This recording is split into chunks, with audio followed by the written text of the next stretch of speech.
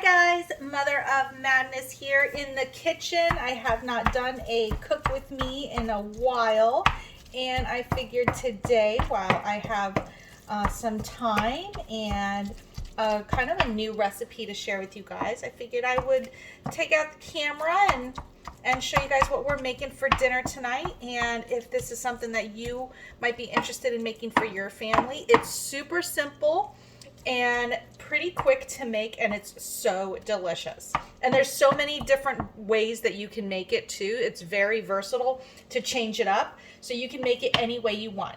So what I'm making today, let me get some of my little meat bits off of my meat masher thing. This is the best tool for like breaking up ground beef. If you don't have one of these tools, you need to get you one, because it is so great with breaking up the meat. But anyways, we're going to be making a low-carb cheeseburger casserole. So I started browning a pound of ground chuck. It's 80-20 ground chuck. You can use a lean cut if you want.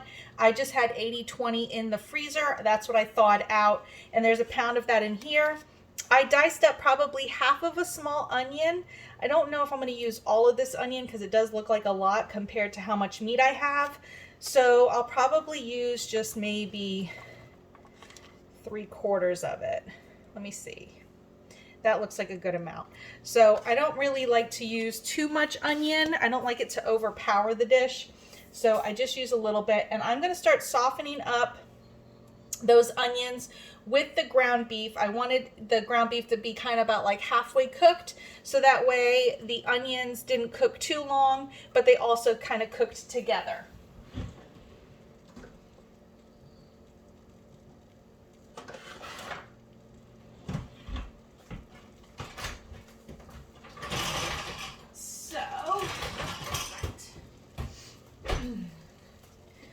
All right, so I am going to go from using this little meat masher to go into using my spoon now. And we're gonna just start cooking down those onions along with the ground beef. Now, if you guys want, you could also add in like some partially cooked, like half-cooked bacon, like crushed up bacon, if you want, and kind of cook that in there as well. That would be really good. But I'm going to keep it simple with just a plain cheeseburger casserole today. The hubby had requested something. He was in the mood for some meat and cheese.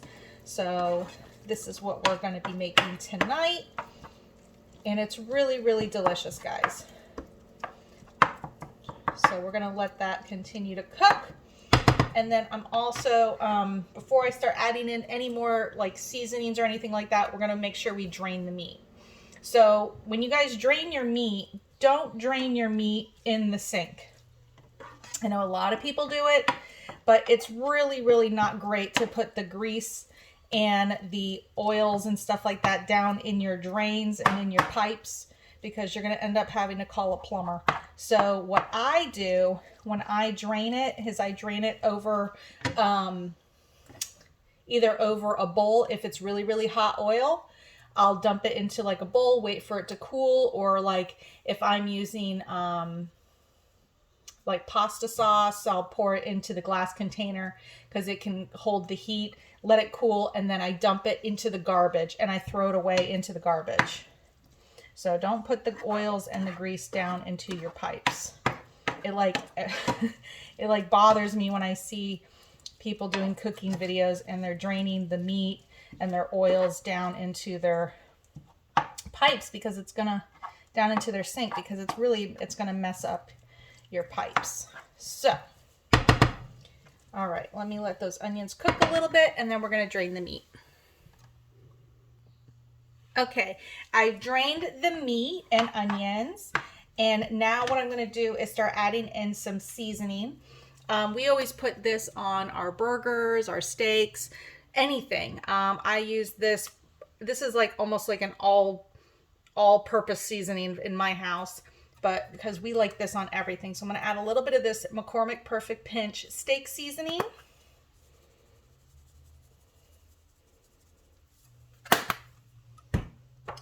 some ground pepper for extra pepper, a little bit of garlic salt. You can also use minced garlic or fresh garlic, but I'm going to just use some garlic salt. Again, it's kind of almost like a like meatloaf. Like you could, it's such a versatile thing. You can add in whatever you'd like. I'm going to put a little bit of the W sauce in. Not going to try to say it.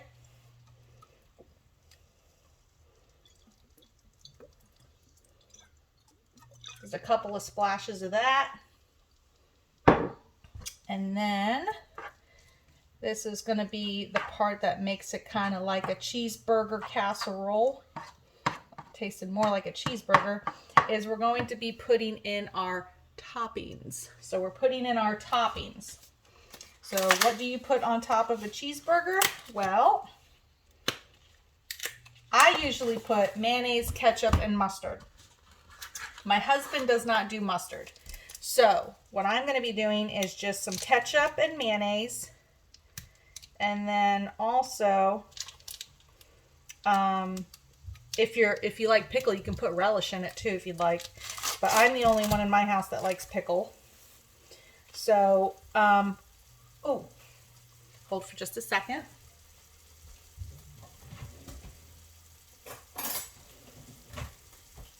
Before we add in the ketchup and mayonnaise, I'm going to put in some cream cheese. And this is kind of going to make it a little more creamy and give it more of like a yummy, cheesy, creamy sauce versus of just putting in condiments along with some meat. So I put in probably, this is a new package, so hold on. 2 ounces, is that 2 ounces? 2 ounces of cream cheese.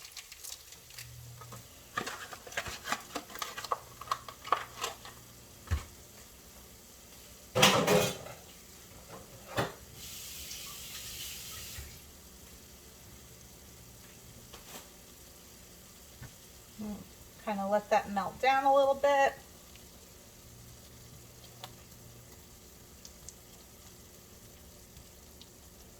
That melts down pretty quickly. So 2 ounces of cream cheese. I'm going to put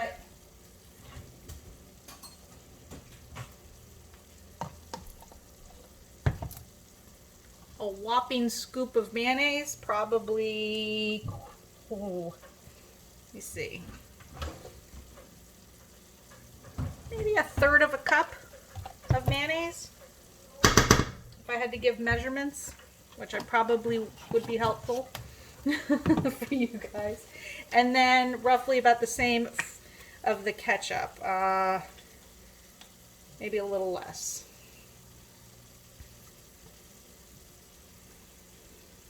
Well, maybe 1/4 cup of ketchup.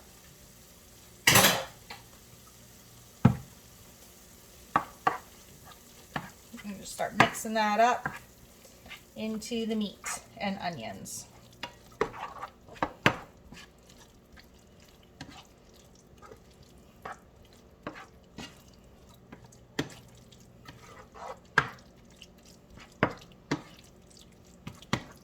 Like I said, you guys can put in some relish if you'd like, mustard, some bacon, even bacon bits. If you want to put bacon bits, you could put that towards the end.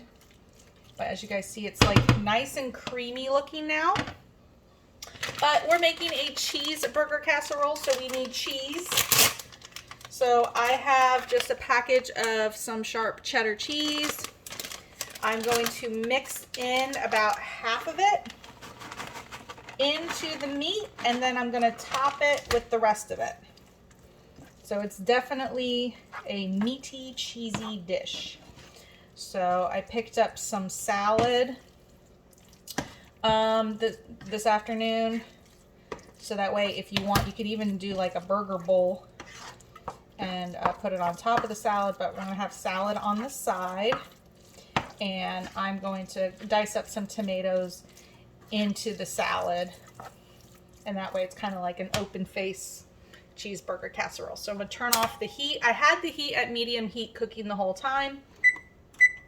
Gonna put that on bake at 350. And because it's a casserole, we need a casserole dish. And this is just a, this is just a 1.5 quart casserole dish. Now, if you wanted to do like all in one pan, I do have a cast iron pan. You could do it all in the cast iron and then put it in the oven. But since it's a casserole, I want it in a casserole dish. So we're gonna put that into the casserole dish. Again, this is 1.5 quart casserole dish. It's not a lot of meat. Like I said, I made 1 pound of meat. But because it's meat and cheese and stuff like that, you really don't need a lot. A little goes a, you know, long way. It's very cheesy. And then we're going to top it off with the rest of our sharp cheddar cheese.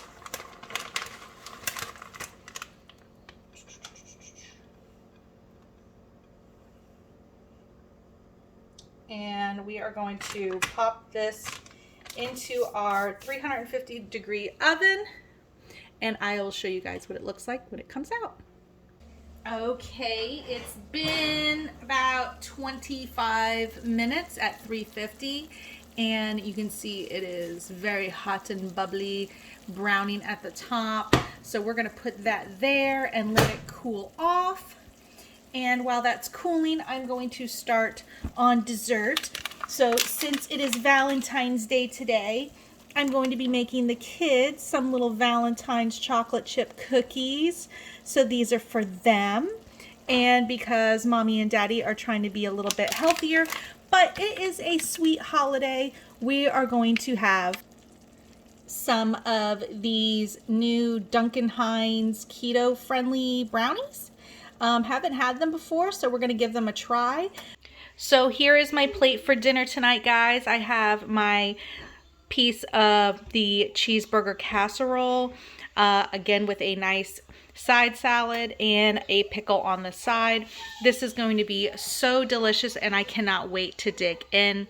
Guys, if you want to give this recipe a try, please let me know if you do and if you enjoyed it down in the comment section below. And if you guys would like to have more cook with me's, please also let me know with a great big thumbs up. And if you haven't subscribed to my channel, I'd like you to consider it and hit that subscribe button. Thank you so much for watching, guys, and have a great week and a happy Valentine's Day.